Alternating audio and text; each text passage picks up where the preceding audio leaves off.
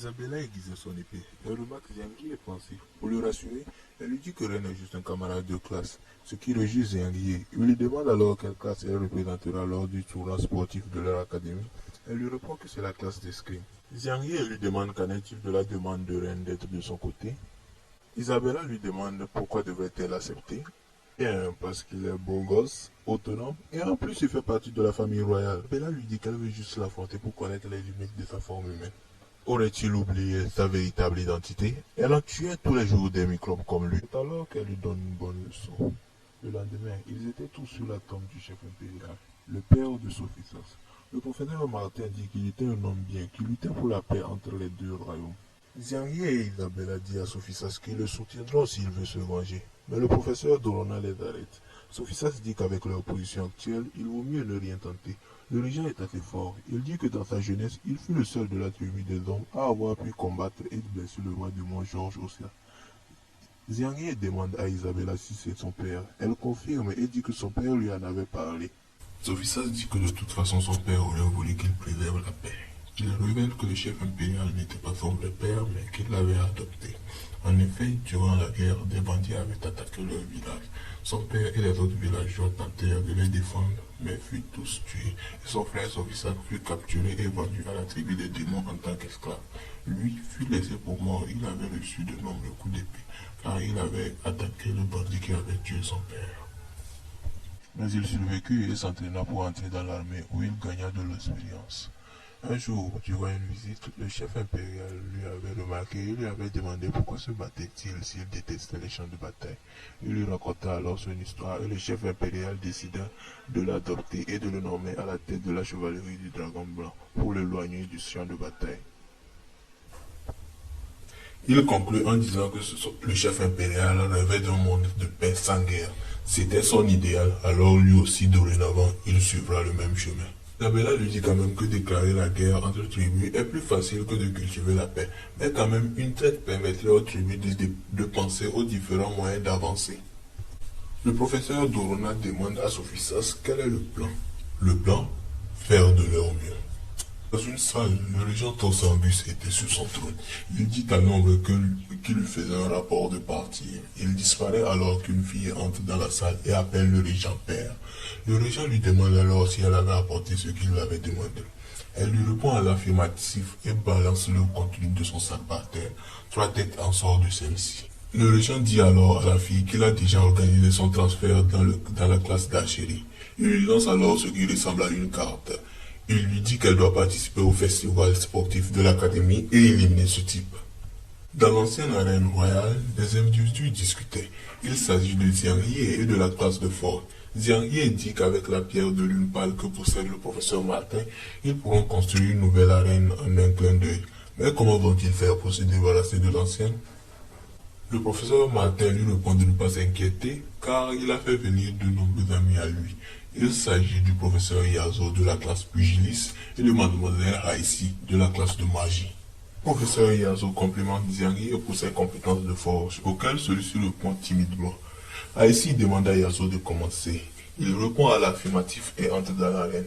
Il expire avant de prendre une impulsion et de sauter dans les airs. Il concentre son poing, celui-ci s'entoure d'une aura noire. Le professeur le dirige ensuite sur l'arène, ce qui forme un grand tourbillon qui détruit littéralement l'arène tout entière. Ensuite, Aïsik prononce une incantation. Le sort entoure l'arène qui s'effondre à l'intérieur. Xiangyi dit qu'on doit plutôt le considérer comme le meilleur jeu de démolition. Le professeur Yazo sort de la barrière et avant d'atterrir chaleureusement sur le sol. Ainsi, Haïti contracte la barrière et son contenu est broyé. Le professeur Martin les remercie tous les deux. Alors après Haïti lui dit de faire de son mieux pour construire une arène digne de ce nom. C'est ainsi qu'ils se disent au revoir.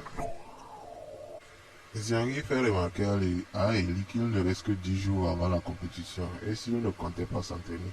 Celui-ci lui dit alors que le professeur Yazo lui a dit de considérer le travail comme un entraînement. Xiangyi demande à Eli quelles sont les raisons qui le poussent à livrer des matériaux à la classe de Fort. Le professeur Martin lui répond puisque Eli est le frère aîné dans sa famille, il effectue toutes sortes de tâches et l'académie envoie ensuite son salaire à sa famille. Xiangyi le complimente alors, ce à quoi Eli répond qu'il est le frère aîné, alors c'est son devoir. Il dit que s'il gagne le tournoi, il améliorera les conditions de vie de sa famille. Voilà pourquoi il doit travailler dur. Il demande alors s'il y a beaucoup d'argent à y gagner. Ça à quoi Modo lui répond que oui. Il dit que le gagnant du tournoi remporte un trophée en or massif, 1000 pièces d'or et un grade militaire dans l'armée. Un Ziangye est dessus car 1000 pièces d'or ne suffisent qu'à acheter quelques pièces d'alliage de niveau élevé. Mais Modo lui révèle qu'avec le titre militaire, il peut sortir du royaume comme bon lui semble. Même à s'y sortir serait très risqué. Jiang Yi est content car grâce à ce titre militaire, il pourra amener Yibei jusqu'à la tribu des démons et ainsi il pourra rentrer chez lui avant la fin des vacances. Mais pendant ce temps, trois hommes interpellèrent le professeur Martin. Il les remercie d'être venus aider leur professeur, ce à quoi il répond que c'est un plaisir pour eux.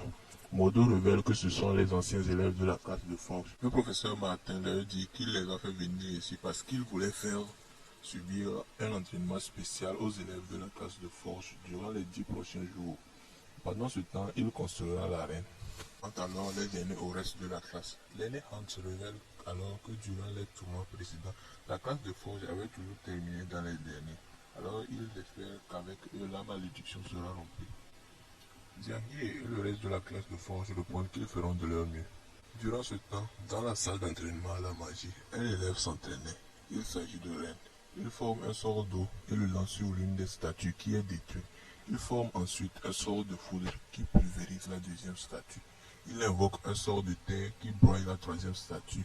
Et c'est ensuite au tour de la quatrième qui est réduite en cendres par un sort de feu. Aïcha complimente le niveau de Ren. La professeure Aïssi répond qu'il n'est pas à son niveau, mais qu'ils auront la coupe cette année. Aïcha lui demande alors si Ren est aussi puissant, pourquoi ne participerait-il pas à la compétition seul? Ce à quoi Aïssi répond qu'elle ne veut juste pas que Dorona remporte la deuxième place. Sous une cascade, Yibei s'entraînait sous la supervision de Dorona. Celle-ci a dit qu'elle doit apprendre à contrôler et à projeter sa force limite. Pendant ce temps, Libé ouvre les yeux. Elle se trouve sur un rocher au milieu d'une pile de cadavres. Avec de ses anciens compagnons, elle demande qui a fait ça en criant. Une silhouette apparaît derrière elle. Il lui demande qui est-elle. Et la silhouette lui répond qu'elle est elle. Il lui dit que la personne responsable de ce massacre, c'est tout simplement elle. Libé ne comprend pas. Elle lui dit alors que tous ont souffert à cause de sa naïveté, parce qu'elle a cru aux humains, et voilà le résultat. Libé il a le pouce et dit que ce n'est pas de sa faute. Elle voulait juste la paix pour que son peuple arrête de souffrir de la guerre. Mais Isabella n'est pas d'accord. Elle lui demande si c'était ce qu'aurait voulu leur père. Leur père avait travaillé dur. Elle a détruit tout le travail de la tribu Ose. Malgré ça, ses sujets ont continué de la protéger jusqu'au péril de leur vie. Mais aurait-elle oublié quelle est sa véritable identité? Une main l'attrape, ou plutôt tous les cadavres autour d'elle. Ce à quoi eBay explose. De retour à la réalité, eBay émanait à présent une aura menaçante. Elle provoque une explosion d'eau, ce qui surprend Dorona. Mais Dorona réagit vite et la somme pour éviter le pire. Mais Dorona en était sûre à présent. L'aura qu'elle avait ressentie serait ce à quoi elle pense. Le professeur de la classe d'alchimie faisait des expériences. Un élève arrive et lui demande pourquoi l'a-t-il appelé. Il s'agit du fils du régent. Le professeur Yalo lui dit alors qu'il a un nouveau mélange. En l'utilisant, il pourrait être en mesure de battre Lens. Alors, veut-il essayer? Évidemment qu'il le veut. Mais il y a une condition, et ça concerne Xiangyi. Dans la rue de la ville, Sophisa discutait de Xiangyi avec son accompagnateur. Sophisa dit que ça fait longtemps qu'ils ne se sont pas vus. Alors, il lui a apporté son panier de fruits. Son accompagnateur le taquine, mais au même moment, il remarque un homme sur une chaise avec un objet très étrange qui lui fournit de l'air. Sophisa lui demande ce que c'est. L'homme lui répond que ce sont des ventilateurs qui aident à lutter contre la chaleur. Il suffit de tirer sur la corde. Sophisa remarque qu'il y a beaucoup d'objets étranges dans la ville. Un mage détruit son baston et se rend directement vers un stand de vélo. Beaucoup de personnes étaient en trafic vers un point précis. Alors Sophisa décide d'aller voir et est très surpris de la vue. Un homme dit qu'il veut celle de derrière, mais le vendeur lui dit que son boss lui a dit de démarrer les enchères à 1000 pièces d'or. Sophisa demande au vendeur si son boss ne serait pas derrière. L'homme confirme. Tout le monde est surpris quand une machine géante apparaît au milieu de la ville. L'accompagnateur de Sophisa dit que c'est une machine à vapeur du royaume des Nez. Modo sort de la voiture et appelle Sophisa. Une nouvelle arène venait d'être bâtie. Sophisa complimente le professeur Martin pour ses talents et lui demande où est Xiangyi. Celui-ci le remercie mais s'excuse car Xiangyi est absent. Il lui dit qu'il s'est rendu à la forêt des bois inutiles pour ses projets de recherche, mais qu'il ne l'avait rien dit. Cependant, il avait laissé une boîte pleine d'or pour son arrivée. Dans la forêt des bois inutiles, Xavier se déplaçait difficilement accompagné d'Eli. Ce dernier lui dit qu'ils sont enfin arrivés. Xavier touche le bois et dit que celui-ci n'en a pas la texture. Il retire ensuite son sac et en sort un rouleau. Il retire celui avec l'indication de tronçonneuse. Il dépose le rouleau au sol. C'est alors qu'une pierre sort de celui-ci. Xavier inscrit une marque dessus, ce qui transforme la pierre en une tronçonneuse. Il rajoute ensuite la pierre d'alliage électrique. Il allume l'engin et le donne à Eli. Eli le dirige vers l'arbre, mais celui-ci ne reçoit aucun dommage. Eli et Xiangyi sont surpris de voir que l'arbre est intact. Un bruit, la tronçonneuse venait de se briser et manque d'envoyer Xiangyi au paradis. Xiangyi dit qu'alors comme ça, la légende disait vrai. Ce bois est plus dur que le fer ou l'acier. Eli demande à Xiangyi comment comptait-il utiliser le bois alors qu'il ne pouvait même pas être coupé. Mais Xiangyi lui répond qu'il a sa petite idée. Dans l'arène royale tout nouvellement construite, les trompettes résonnaient et les spectateurs étaient tout enjoués. Tous applaudissent Sophia. Ils s'inclinent tous devant l'arrivée du roi. Une fois le roi assis, il fait signe à Sophia alors que le tournoi commence.